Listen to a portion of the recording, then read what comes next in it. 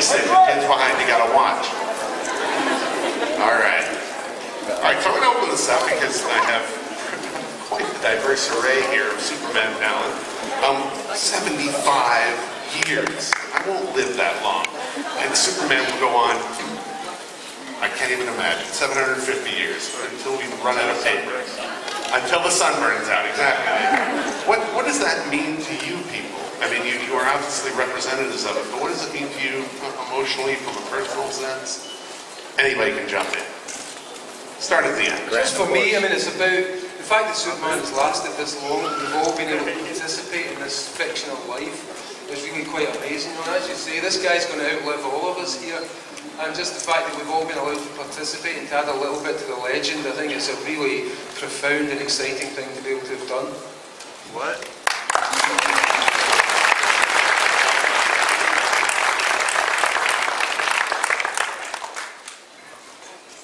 Anybody else? Okay, Grant said it all. I like it. You know what? I goofed. I need to make one other introduction. Mr. Gary Sassman is here from Comic-Con with a very special presentation.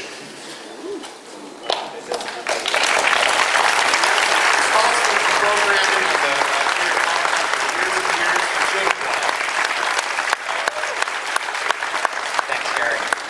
It's wonderful to be up here with all these super guests. If you're like me and you grew up in a certain era, the best thing about coming home from school every day was you knew the Adventures of Superman was on once you got home.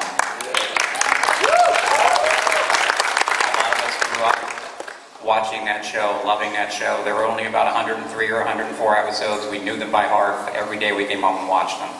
It's my honor to be here today on behalf of Comic-Con International to present to the real Jimmy Olsen, Mr. Jack Larson, our Inkpot Award.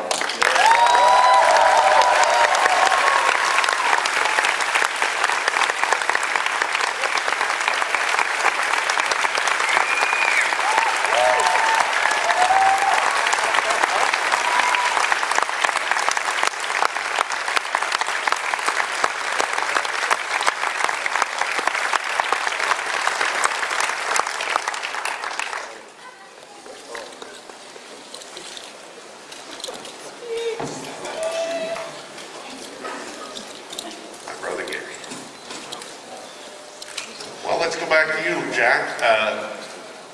As the elder statesman on the staff, what would you say is different between Superman then and Superman now? How is the guttural reaction from the audience?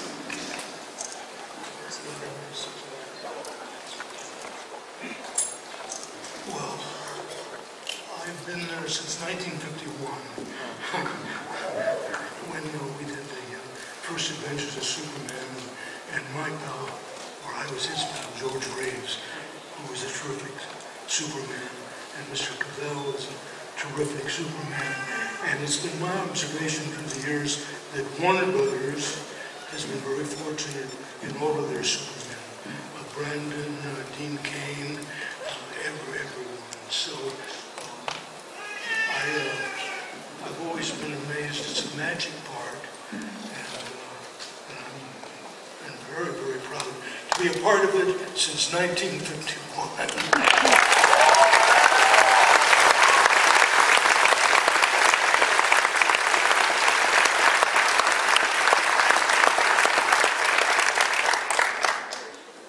Try the other one to your left. Here. No, I'll just say, look, it's an honor to be part of something that's really a fabric of Americana.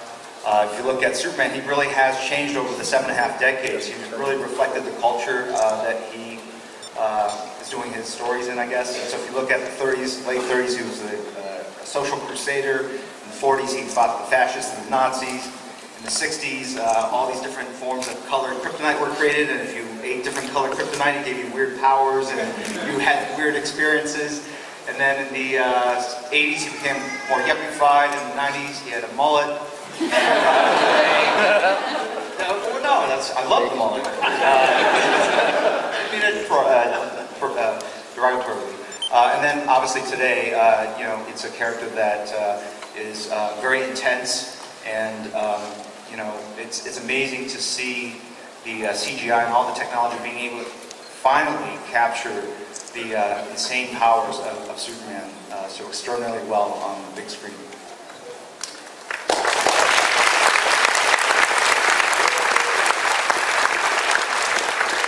I'm curious, Molly and Dylan, the youngest members of the panel, what does Superman mean to your generation?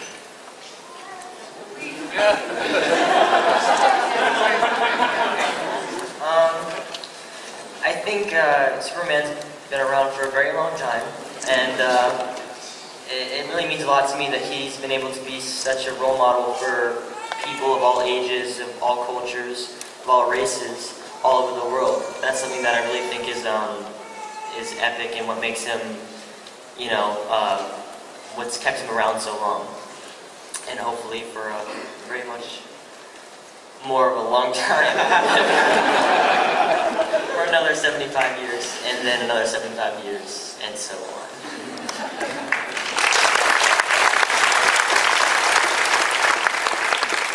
I think that, this is on, right? Yes, hello. Superman always makes the best of his situation. He always does what's right, which I think is great for people in our generation to see, because standing up for yourself and standing up for others is something that is very difficult to do, and it seems that, you know, seems to be kind of lacking nowadays. Superman is a wonderful example to everyone, and he's completely impacted my life, and, you know, especially Supergirl as well. I can't help it. She's amazing. And their partnership is wonderful, and yeah, I love Superman. He's great. He's the best. He's the best, and I'm so glad that he will continue to influence other generations.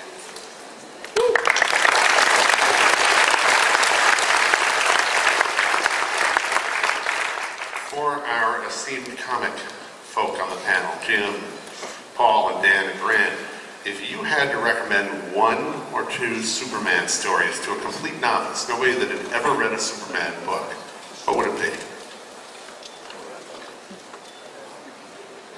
Kind of depends on the generation. I think the magic of what Jerry and Joe originally created is that it gets reborn in each of our work in its time.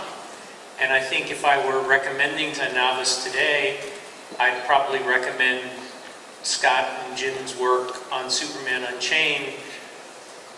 It's a wonderful story. It's not necessarily better than the stories of my childhood when Superman was being done by Mort Weisinger and his team, but it's of this moment and this style.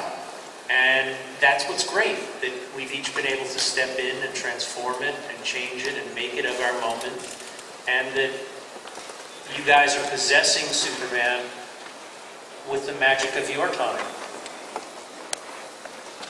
I think, and I'm terrible with issue numbers and things like that, but Alan Moore wrote a very beautiful story about Superman and the dreams he could have had if he had been able to stay on Krypton. Help me out with the issue number. Yes, I believe so. Thank you, Paul. Issue number 9. But the beauty of that story is it really captures the idea of self-sacrifice with Superman, and the idea of nobility and what he gave up and continued to give up to be Superman for all of us. I guess I'd choose a weird one, which is Superman Muhammad Ali from the What I loved about that book was it was actually Superman with a guy that we recognised from The Ring, from on television, and the two of them were duking it out with aliens, and it was so beautifully drawn by Neil Adams. It's a kind of preposterous story, but it's also Superman at his best, and Superman learning to box from the greatest, and I just love that book.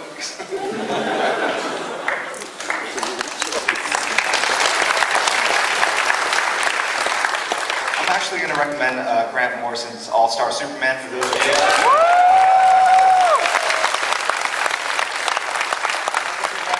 Superman comic book, that is the volume to get. Grant is a unique kind of writer in that he actually goes back and rereads all the issues. So what, 75 times 12, what is that, quickly?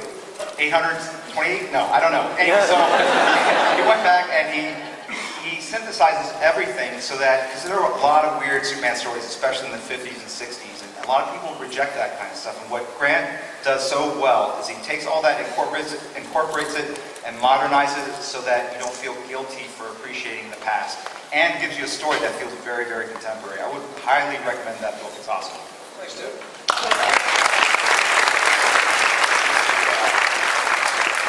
I would look. I love all the Superman work that you guys have done, but we actually quoted some of All-Star Superman in the new Man of Steel, so it's a direct homage to that.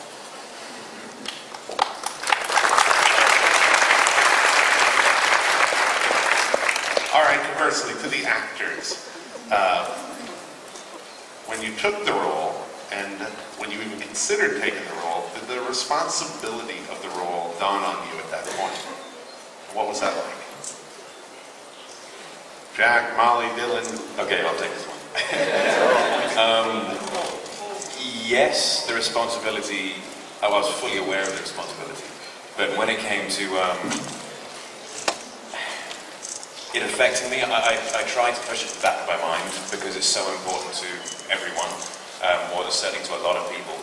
And if I were to allow that kind of pressure and that responsibility to affect me, I don't think I would have done the role justice.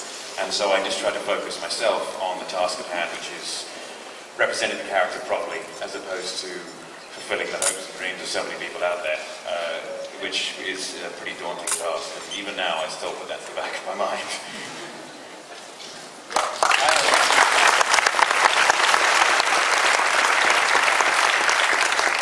I had a very different experience because when I started doing the voice of Superman, I thought I was doing a cartoon for a bunch of kids. And I didn't realize that all of you people were out there.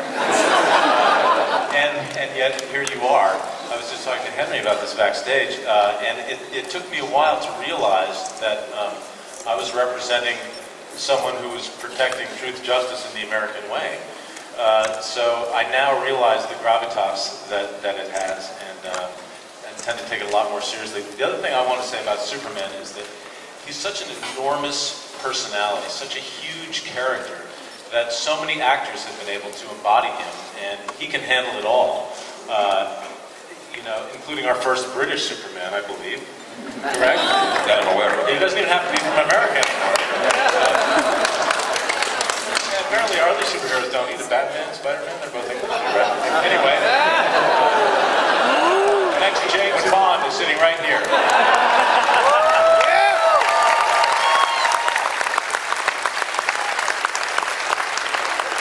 also want to say that, you know, I've been doing the voice of Superman for 20 years, and my son Sam just did the voice of Superman in the new Flashpoint movie that premiered last night, I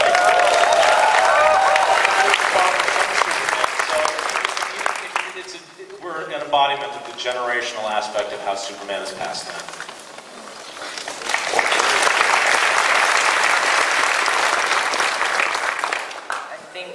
For me, I saw the responsibility that I was taking, you know, because a lot of, in the scenes that I did had some heart, which built up to Henry's, the rest of the movie, what he carried on throughout the movie. So I realized that, but for me, it was more about the fact that I was representing kids everywhere who have a struggle with being different. Every kid at that age really feels like that, or at least most kids.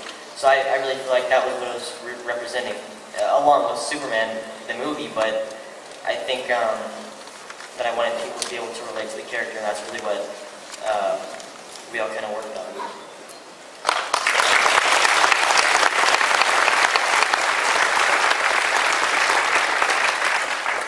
Hello, Supergirl. Well, you know, I have to say, not only, I mean, poor thing, to wake up and all of a sudden see, you know, her little cousin grown to this man that no longer listens to her. I mean, that's completely infuriating. And it's a lot like me, even though I am, you know, 19, I didn't, you know, not aged for 20 years because I was on a spaceship that landed, you know, on Earth. But I've always felt so much older than my older brothers and always try to take that control, even though I don't have superpowers, even though I would like to. So for me, that power struggle, that trying to find my way and not wanting anyone's help, I unfortunately really relate with that.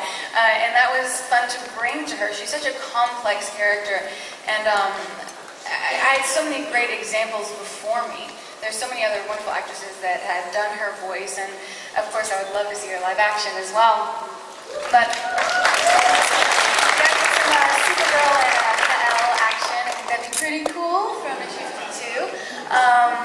So yes, I love her complexity, and every day I discover more and more about her. Even when I'm not voicing her, I'm thinking about her. She's a character that really sticks with you, and I love her. That's that.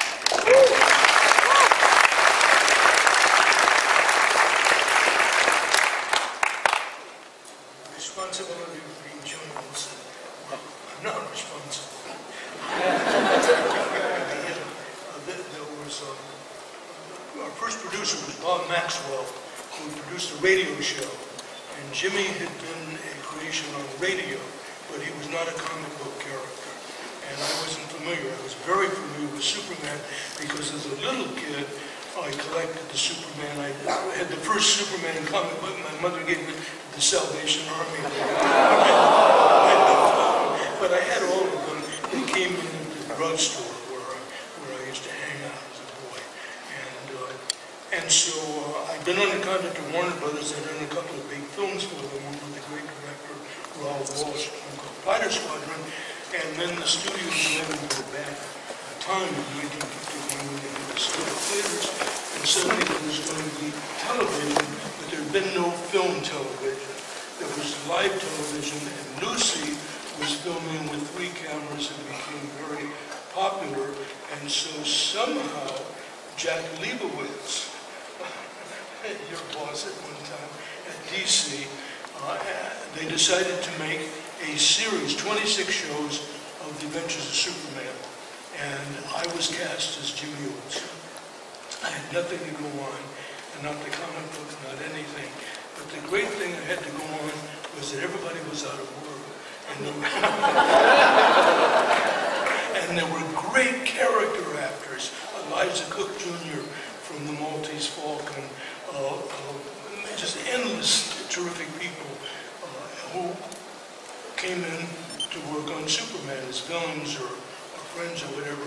And so the joy of being a young actor and learning to act, which I had not learned, though I'd done 2 major films, to learn from these wonderful people and try to do this one-camera show, which was the first one-camera show ever done, with wonderful people like George Reeves, who was my Superman, Phyllis Coates, Noel Neal, my wonderful John Hamilton, who was my Perry White, and to work with all these great character actors. And they let me have my sway with comedy. And so I was able to turn Jimmy into a rather comic character from being a juvenile under duress by comments. And so it just developed, and I had no responsibility, but later I had a responsibility because Jimmy became very popular, and as all we know, they then put out a comic book. They put Superman's pal Jimmy Olsen, and everybody loved Jimmy, and so I had a responsibility then, but not in the beginning. It just was a blessing to do the part, though I didn't know it at the time.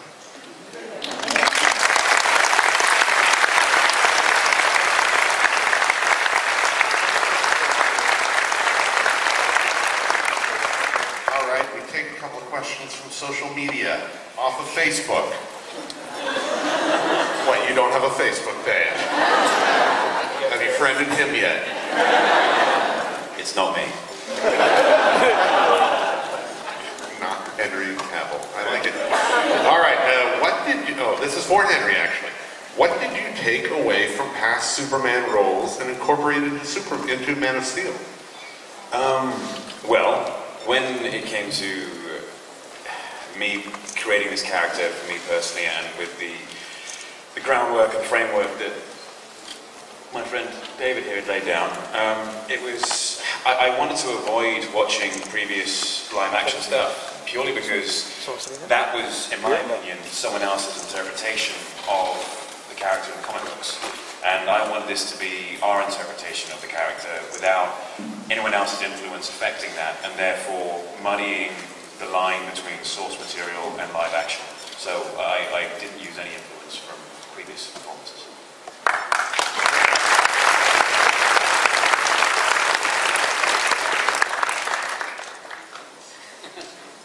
Also from Facebook, for everyone on the panel, if you could have one of Superman's powers, what would it be and why? Flight. Go right down the line.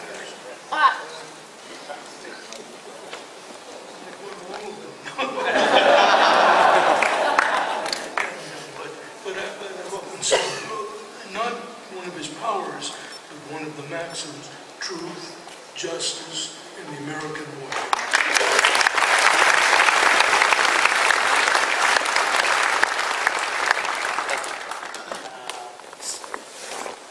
Flight sounds like a good one. I get around a lot quicker.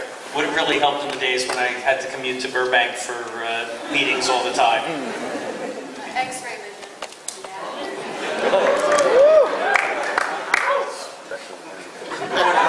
Superman had a power in the 1950s which he doesn't have anymore, to shoot tiny little Supermen out of his hand. This is real. This actually happened in a story where it's called Superman's New Power, and he develops the ability to shoot a tiny little version of himself out of his hand. And while this thing's flying around, Superman has no powers and he's got nothing to do. And he gets really angry about this little version of himself because it's getting all the fame and the renown. And the whole story is just about his anger about this tiny little version of himself. So honestly, that's the power I want. I probably want the power to have great hair all the time.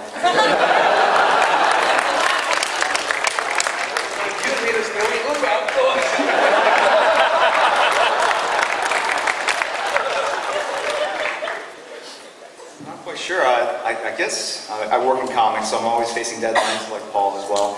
I guess spinning around the world super fast and turning back time, that would probably be a pretty good one. You're killing in the stock market. So. Do we know what Superman is like in bed? I don't personally. Larry Niven wrote an essay called Man of Steel, Woman of Kleenex.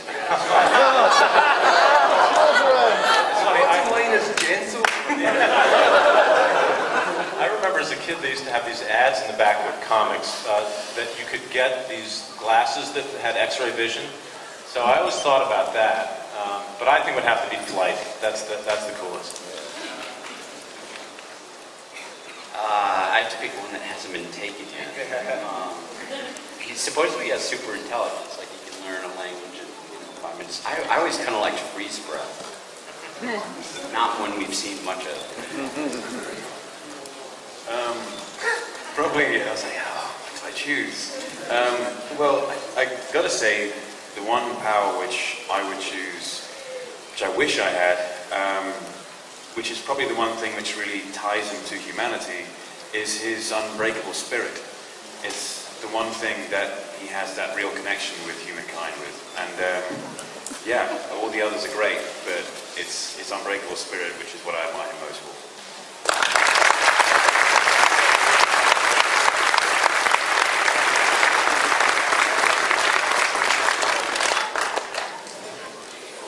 Twitter, Henry. Oh, joy. Yeah. They feed them to me. I don't get the choice. Okay.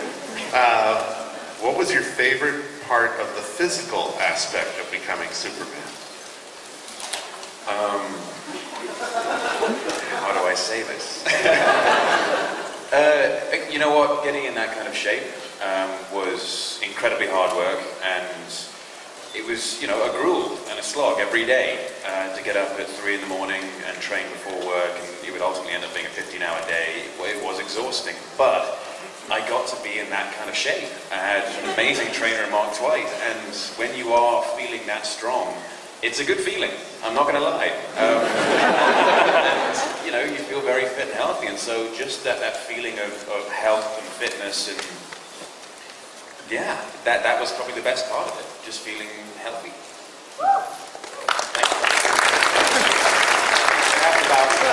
We were actually presenting the actual #1 comic book at a party last night, and we were next to each other in line, and I had my arm around his waist, and ladies, fabulous, fabulous.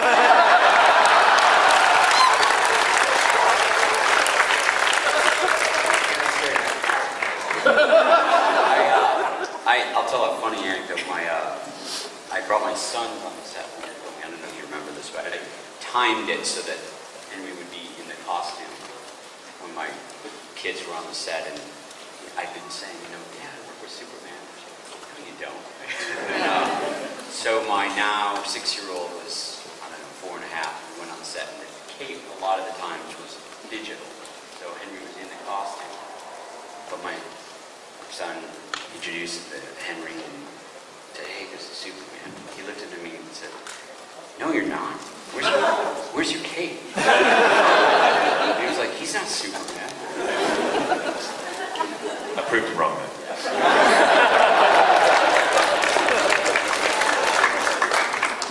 Hey, you comics artists and writers, do you have a favorite moment during the evolution of Superman over these many years? And do you see where we might be going next?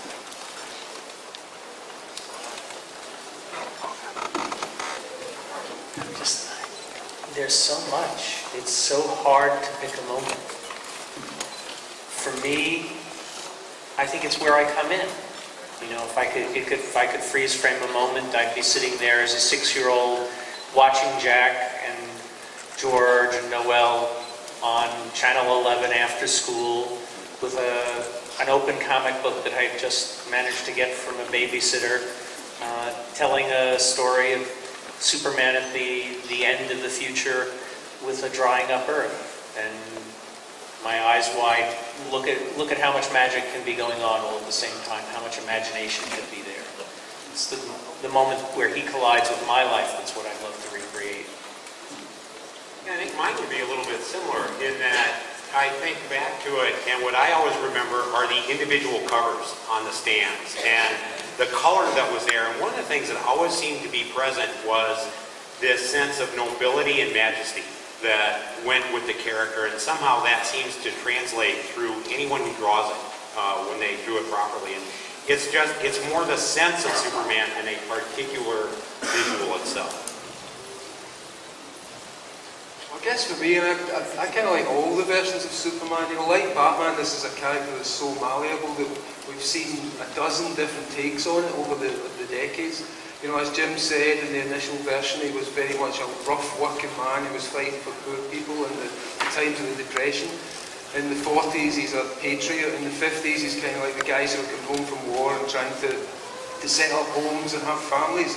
So in the 50s, Superman's surrounded by Supergirl, Superdog, and all his relatives and friends from the future. Again, in the 60s, he's Cosmic Seeker. So I think the real Superman is a combination of all of those things. And when we talk about where he is now, we've been through a lot of different recent versions of Superman. And the kind of, in 2005, or in that time, after 9/11, it was a kind of messianic Superman, and it was playing up the Jesus aspect and the sky god aspect. What we're seeing now is a much more human Superman, which I think is interesting. It's as humans and the idea of the superhuman get closer together, Superman becomes more like us, we become more like him. And I think that's what we're seeing in the new movie. We're really seeing, there's almost a point of contact that's happening here. And Superman's much more reflective of how we all feel, and he's trying to deal with problems that we have to deal with as well. So I kind of see that, that's the evolution of that. I mean, you have to talk to these guys about what they're doing next, but the evolution of that, I think, will be a much more humanistic Superman, and a Superman that we can all almost reach out and touch and become that character.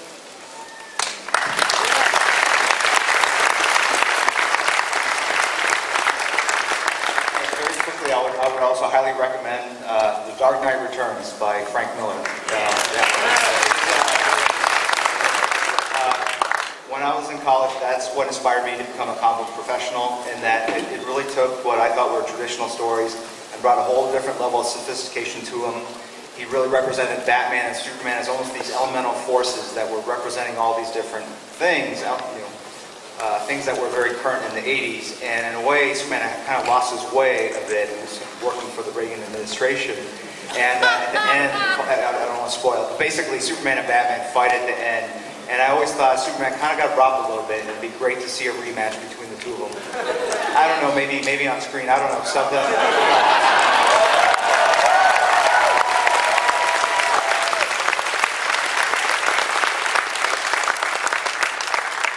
I've been busy today, running around, picking the brain and stuff like that. David, anything interesting happened today? Any announcements?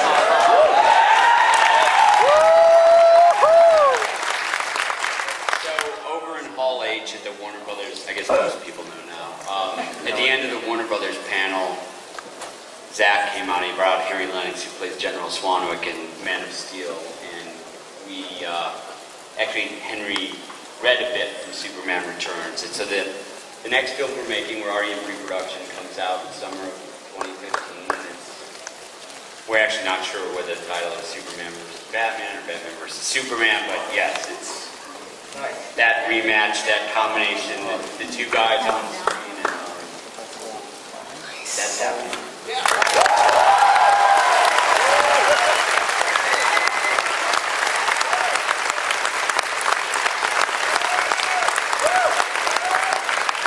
I also like to say, I grew up reading these comics and read The Dark Knight Returns when it came out, and never in my wildest dreams did I imagine I'd be, writing Batman, blah, blah, blah, blah, blah, Superman, blah, blah, blah.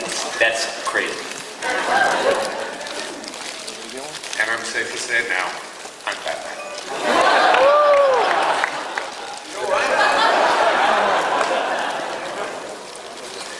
That's not the only exciting thing going on coming up.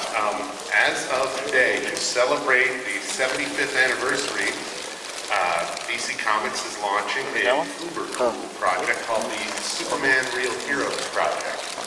Anyone ever heard of this? Oh, this is behind me, isn't that great? So you will be able to, you fans are invited to tell their stories about friends, about family members. You talk about a stranger you met on the street. Everybody who has, you want to talk about people who embody the traits of Superman himself. Strength, hope, power, optimism. And it's available today. RealHeroesProject.org. You can upload your story. They'll be doing them, there'll be new ones every week for some time to come from the Man of Steel cast. Henry's apparently has been uploaded today. Don't you remember? I do. Oh, yeah. Oh, it was a good story. It touched my heart. And join fans around the world in the Man of Steel cast. So please jump on board. Hail some friends, hail some family members, people who embody Superman in your life.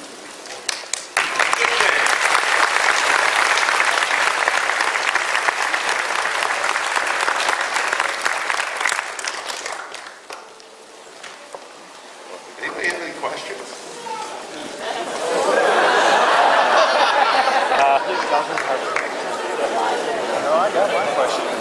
Oh, wait, I've got 15 minutes of questions from Twitter.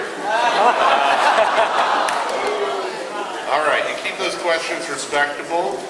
Be nice. Henry's not kissing anyone today.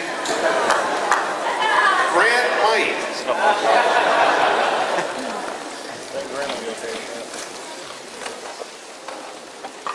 Microphone. Volume. It's on now. Okay, this is for Henry. And when you got the call from Zack Snyder for playing a role-playing game, Yes. have you gotten back on it, and what level are you in? Actually, I have not gotten back into it. I've had no time, and as I think anyone who knows that game in particular knows that it becomes a bit of an addiction, and I need to sleep so I can work. Was it Minecraft? No.